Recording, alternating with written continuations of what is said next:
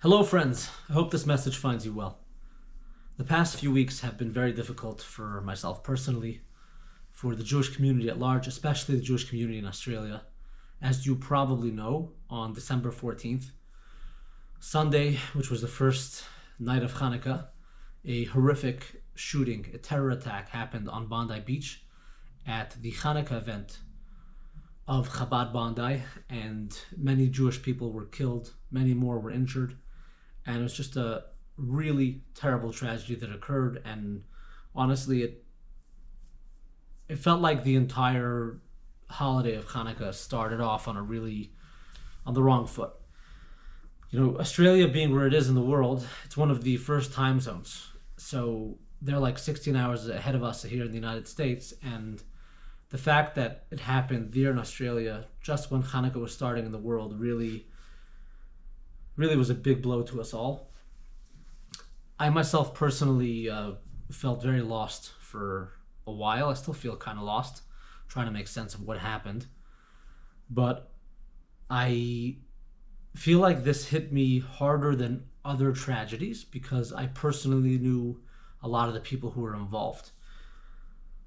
Almost exactly a year ago, literally right before Hanukkah of 2024, I was hired to go to Australia to give a speaking tour. And I spoke in 3 different states at many different events. And I can tell you guys that Australia is one of the most incredible Jewish communities anywhere in the world. I've traveled to almost 60 countries at this point, and Australia is really special.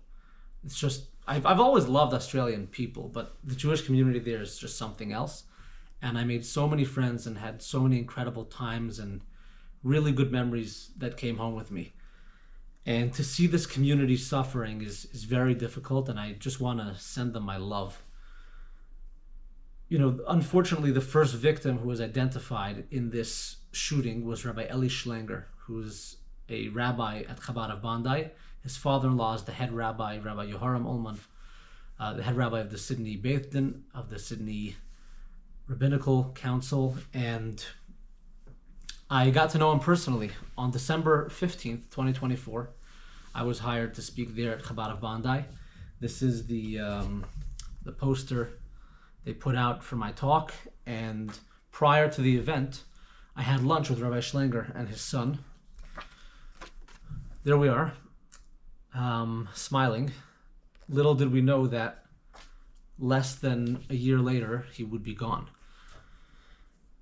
So, knowing him personally, knowing what a really great person he was, it's very difficult to make sense of this tragedy.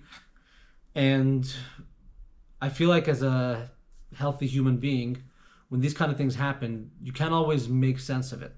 I think part of the process is feeling lost, feeling like you can't wrap your head around why these things happen, and living with that and dealing with that for a while until you start to understand that it's not a way to be. And when these things happen, yes, because you're human, you can feel lost, but then you got to find yourself and get back to work and figure out how to turn the situation into something brighter. Rabbi Schlenger's father-in-law, Rabbi Yehoram Ullman, had this clarity right away. Not everybody is as wise as him, but on the morning after the tragedy, he got up and went to synagogue and gave a little talk after the morning prayers, and he basically said that, you know, this thing happened. Obviously, we can't understand why these things happen or why God allows these things to happen, but what we do know is that none of the people who were killed would want us to be destroyed and lose our ability to function in life. They would want us to go on and turn the situation from something dark into something bright. And that essentially is the message of Hanukkah. Hanukkah comes once a year for 8 days, but we're supposed to try to internalize these messages and take them with us throughout the year. And I think the message that I'm taking from this is that, you know, we can't always stop dark things from happening. The world can be a very dark place, but we can choose how we react, and we can choose to take dark situations, and this was a very dark one, and turn them into lighter situations. The Jewish community in Australia is a really, really special community. I know they're suffering a lot right now, and the past year or so, especially since October 7th, has been very difficult for everybody there. You know, a day or two before my trip to Australia last year, a synagogue in Melbourne was firebombed.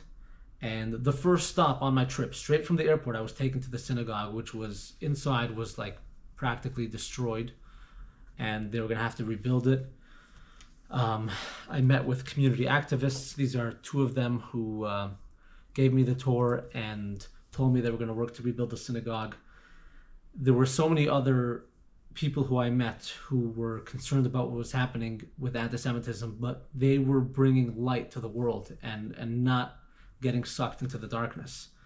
This is the Spigler family of Chabad of Rara, which is this very special Chabad organization. They're not based specifically anywhere in Australia. They get into RVs, and this organization has a bunch of RVs driving around Australia all the time, bringing light and love to Jews who don't live in the cities, to Jews who live far out and want to stay connected to Judaism. And this is a rabbi who runs Chabad of Rara, Rabbi Menachem Aaron, and this is a Jew we met on the road when he took me out to go meet some of these Jews. I met with college students and kids in universities, and we had the most amazing events, sitting and talking with them about what it means to be a Jew and what Jewish pride means, and especially during these times when we're being attacked by anti-Semites all over the place. And then there was this nice man, this is Abe Weisberger, who I met in Dubai a bunch of years ago, and we stayed in touch. And he invited me for a barbecue. The hospitality there was incredible. And I made some really, really close friends and relationships that have stayed with me ever since my trip. This is Rabbi Yehoram Ullman. He's the head of the Sydney Beis Din, Rabbi Schlenger's father-in-law. And this is in his office, and we remained very close. And this is his son, Rabbi Mendy Ullman, who became a dear friend of mine. I feel very connected to Australia and to the people there. This is Brad and Amanda Gesselter, who also friends that I made on this trip. And it's an incredible community. Honestly, I miss them a lot. You guys in Australia, I miss you. I want to send you my love and my support.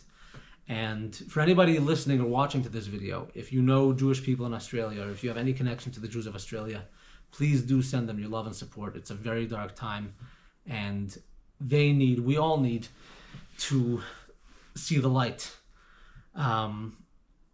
If you can do anything, to just send love, to send kindness, to do kindness for a stranger, do a mitzvah. There's a lot of people who are injured. They need our prayers. You can donate to some of the campaigns, the different people and communities who are affected. But ultimately, it's a dark situation. We have to try to find a way to turn it into something light and to bring a lot of light and brightness into this dark world in the light of this tragedy. When I was in Australia last year, I filmed a bunch of videos that I haven't released yet, and I think now is the right time. I want to show the world how beautiful, how incredible the Jewish community of Australia is. And there are videos of Rabbi Schlenger.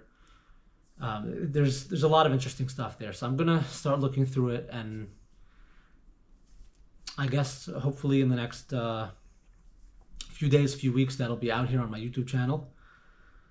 Thank you all for watching. I hope that in the future we'll be able to talk about better, brighter things, and yeah, let's just do whatever we can to fill this world with as much light as possible. Have a good day, and see you soon.